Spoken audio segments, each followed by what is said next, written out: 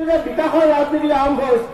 বিকাশ কেতিয়া এটা শ্লোগান নহয়। আমাৰ মাননীয় প্ৰধানমন্ত্ৰী মোদী ডাঙৰীয়াই কৈছে বিকাশৰ শ্লোগান, বিকাশৰ বেনাৰ বুলি যদি আমি তেতিয়ালৈকে ভাবি থাকো, বিগত 60-70 বছৰ ভাবি থকাৰ দৰে, তেতিয়াহ'লে কেতিয়াও দেশত বিকাশ নহ'ব। বিকাশ এটা জন আন্দোলন। বিকাশ যদি আন্দোলন হয়, বিকাশৰ বাবে আমাৰ আগবাঢ়ি আহিব লাগিব। আমি আঁচনিবিলাক ঘোষণা কৰিছো, আয়ুষ্মান, অটল অমৃত, উজালা আঁচনি। আপোনালোকেতো ফৰ্মখন ফিল-আপ কৰি নিব আহিব লাগিব। তেতিয়া প্ৰধানমন্ত্ৰীক আপোনালোকে শক্তিশালী কৰাটো বুজাব। ইয়াত দল কথা নাই, গাঁও অঞ্চলত কোনো দলৰ কথা নাই, আমাৰ পাবলগীয়া হিতাধিকাৰীবিলাকৰ মাজত কোন কংগ্ৰেছ কোন বিজেপি কথা নাই। প্ৰকৃত হিতাধিকাৰীয়ে কংগ্ৰেছ কৰিলেও সুবিধাটো পাবই লাগিব। যে পাবলগীয়া হিতাধিকাৰী সেই সুবিধা পাব লাগিব। তো এনেকুৱা ধৰণৰ ব্যৱস্থা এটাত আমি আগবাঢ়ি গৈ আছো।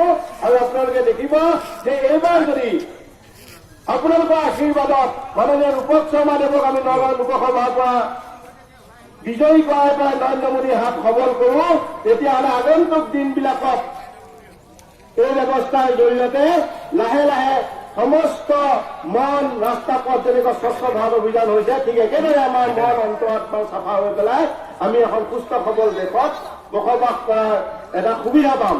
তো এই সুবিধাটো আমি হেৰাই যাব দিব নোৱাৰি। কাৰণ সমস্ত মই কৈছো বিশ্বত অকল এইটো দেশত হোৱা নাই, অকল ভাৰতবৰ্ষতে এটা ষড়যন্ত্ৰ এইটো নহয়, এইটো এটা গোটেই সমগ্ৰ বিশ্বত এটা ষড়যন্ত্ৰ হৈছে যে নৰেন্দ্ৰ মোদী প্ৰধানমন্ত্ৰী হ'ব দিব নালাগে। আপোনালোকে দ্বিতীয় কথাটো আৰু এটা কথা সুৰক্ষাৰ ক্ষেত্ৰত ভাবিব পাৰে যে আগৰ দিনবিলাকত যেতিয়া পাকিস্তানৰ সন্ত্ৰাসবাদী আহি পেলাই আমাৰ দেশত আক্ৰমণ কৰিছিল, তেতিয়া প্ৰধানমন্ত্ৰী মনমোহন সিঙে কি বুলি কৈছিল যে আজিৰ পৰা তহঁতৰ লগত ক্ৰিকেট খেল নেখেলো। এইটো উত্তৰ হ'ব পাৰে নেকি? কোনোবাই এখন দেশে আহি আমাৰ ঘৰত আহি আমাৰ মানুহ মাৰিব আৰু আমি ক'ম যে আজিৰ পৰা আমি তহঁতৰ লগত ক্ৰিকেট খেল নেখেলো, এইটো কেতিয়াও হ'ব নোৱাৰে। এইবাৰ প্ৰথমবাৰৰ বাবে পাকিস্তানক শিক্ষা দিয়া হৈছে যে আমাৰ ঘৰত আহি যদি 4টা বহতে হত্যা কৰা অমানসিকভাৱে আমি তহঁতৰ চোতালত গৈ পেলাই 400 মানুহ হত্যা কৰিম।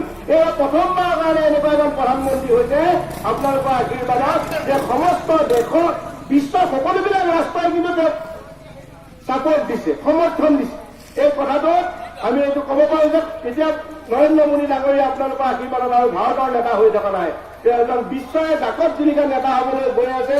যি প্ৰধানমন্ত্ৰী হোৱাৰ পৰা সংসদ ভৱনত সেৱা কৰি সোমোৱাৰ পৰা আজিলৈকে এদিনো ছুটি লোৱা নাই। তো এনেকুৱা এজন প্ৰধানমন্ত্ৰীক আমি পুনৰবাৰ ভাৰতবৰ্ষৰ এখন মহান ৰাষ্ট্ৰত, য'ত পৃথিৱীৰ সকলোতকৈ বেছি মহাপুৰুষৰ জন্ম হৈছে, এনেকুৱা এখন পবিত্ৰ দেশত আমি নৰেন্দ্ৰ মোদীৰ শক্তিশালী প্ৰধানমন্ত্ৰীজনক পুনৰবাৰ পঢ়াব লাগে। আৰু মই ক'ব বিচাৰিছো আপোনালোকে সকলোৱে এবাৰ ক'ব, আকৌ এবাৰ